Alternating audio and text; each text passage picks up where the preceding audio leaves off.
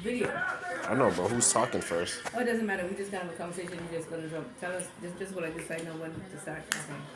Okay. Yeah, so like I said to you, when you work for people, you really want to learn something.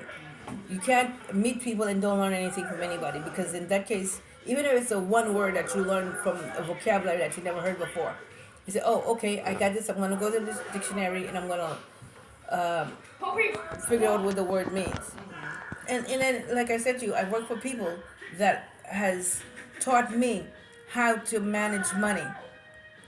And one thing I do to manage my money is I pay my car insurance for the entire year. So we were talking earlier about Will Smith and Jada with the alopecia business, and like I said, I have alopecia too, and I rather have the alopecia because I could tie my hair, I could wear a wig, or I could go naturally, just shave it off, wear a nice earring. It's hard work. It's a lot of work, okay?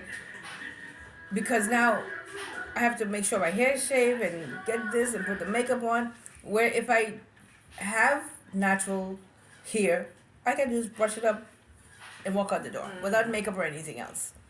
But you think that they're giving Will Smith a raw deal?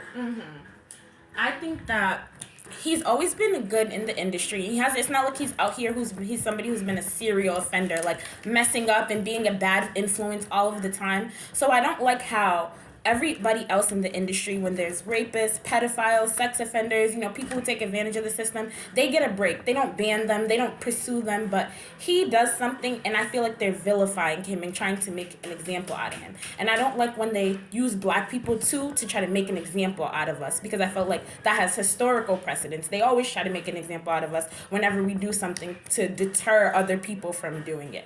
And I feel like he was wrong. You're never supposed to cross anybody's physical boundaries. You don't have the right to ever put your hands on anybody else. However, I think in context of the situation, like, am I that mad about it? If it was Simpson, who was my boyfriend, and somebody said something about me on stage and he went up there and smacked them, am I going to be that mad?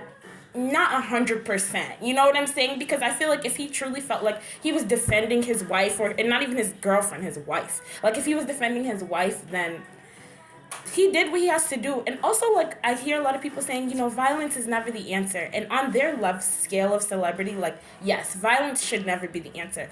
But I do think sometimes in the real world, violence might be the answer. If someone's running their mouth about you or saying something, like, really bad, sometimes the only way to stop them is to, like, check them. Do I think they should have had a full-on fight? No, but I don't think he's as wrong as everybody's, like, trying to make it seem. Well, I'll tell you what. I disagree with you to an extent. And where I disagree with you is that, yes, he was defending his wife, honor.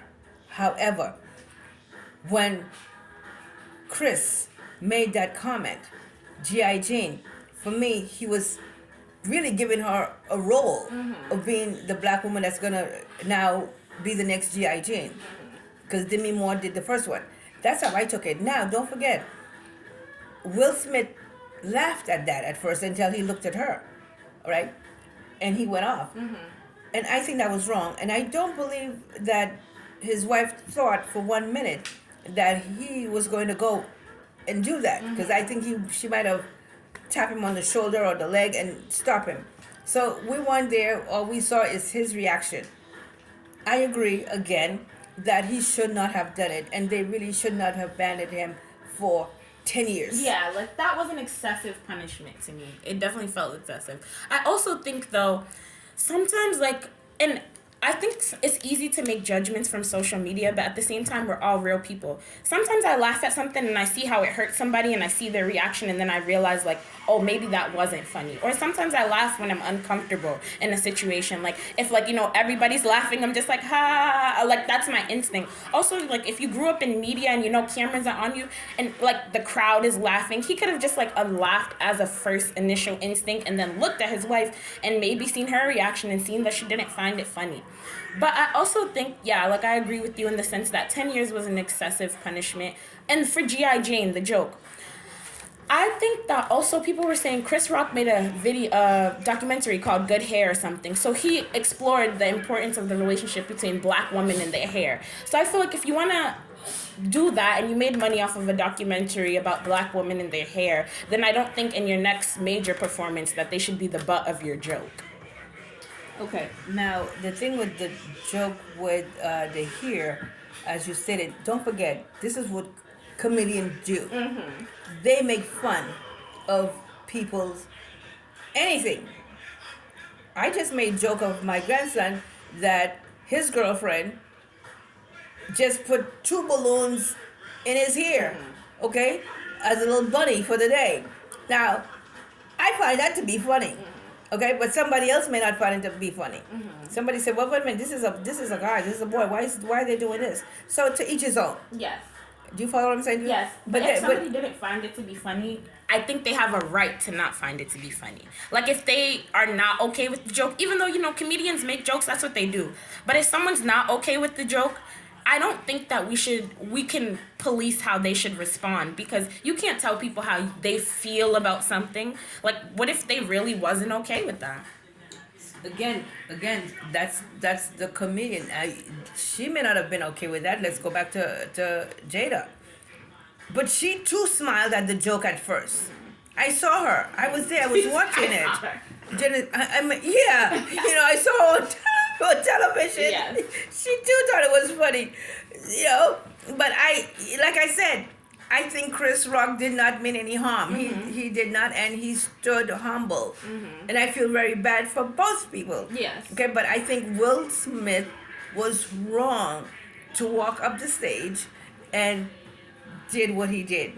And P. Diddy, Sean, try to, calm things down. But if they all were in tune with acting, they could have just forget about the whole thing. But Will made it bad when he went to the seat and used that effing word. Now, had he not used the effing word, maybe everybody else would have said, "Okay, this is a joke now." Do you follow? Don't mess with my wife from the seat. Yeah. Right. You understand? If he did not use that profanity, maybe that would have made a difference. So anyway, that is my spiel. I think he was wrong, and I do like Will, and I feel bad for his mom to sit there and watch this, to see this, and also to hear how his wife degrades him. I think that we need to keep our business to ourselves, and I will tell you that everybody that you think who happens to be your friends are not your friends. They're not happy for you. Okay. So keep it to yourself. Simple as that. Don't and you can talk to your friends, but don't put it on television for everybody to hear that I don't love this man. The man that I love isn't here anymore. You cannot have him. I think Jada, that's a whole nother conversation. And we should definitely record that one too, because I am not a Jada hater. I actually like her. Like, I truly like her, but I know that's a hot take. A lot of people don't like her, but I feel like she's very honest in her opinions, and I think they have a really good relationship, actually. I think a lot of people sit with their partners for years and be unhappy, be getting cheated on, be not communicating, be in hostile situations, they don't talk. I can obviously tell that her and Will have good communication inside of their relationship. You know what I'm saying? Regardless of whether, like, for your partner to be able to express those raw feelings to you, I feel like there is some nature of good communication and connection that they do have. Maybe they should have just been really close friends, like they're the best of friends, and a relationship wasn't for them. I don't know, because I don't know their personal situation. But I do think that when I see them on the Red Table Talker show, they have good dialogue with each other. To be able to be honest about how you feel with somebody 100%, like, I think that's, you don't find that everywhere with people. Okay, again, you're talking to the media, okay? You're not talking to a friend that is going to sit down and talk to you, that is going to sympathize or have any empathy for you, all right? That is where you need friends, people who really love you and care for you. I like Jada too, okay? I think she's beautiful, she's gorgeous, and she's very smart. All I'm saying, to anybody, man or woman, keep your private business in your home. And I think that's her brand, though. Her brand for that Red Table Talk is let's have the vulnerable conversations in person in front of everybody, because people go through that behind closed doors. People deal with those situations behind closed doors, and I feel like she used herself as a peon for that type of movement. She wants to show that these things do happen, and I want to have, and if I'm gonna put myself out there in front of the media and be vulnerable to critiques and attacks, because once you put it out there, you're right, it's everyone's business now. But I think that's a part of her brand. Like, she's doing that in order to make these conversations. Like, she feels like they need to be had, and that's what's important to her. I agree with you there too, and this is gonna be what I'm gonna say lastly, is this. Keep your business to yourself. Simple as that. Do you understand? Because now, see, because the media now is going to put more pressure on your relationship. And everybody has something to say, and you do not know which direction to go, where to turn, even though you know what you want for your relationship. But now it's going to be even harder, because now this one's going to say, man, and this is what friends who are not friends would say to you, I would leave that dude so long ago, or I would leave that woman so long ago. Now the pressure is on you to really leave her or leave him. Just remember, you know what you have, and you do not know what you're going to get in life. Period. Stay tuned.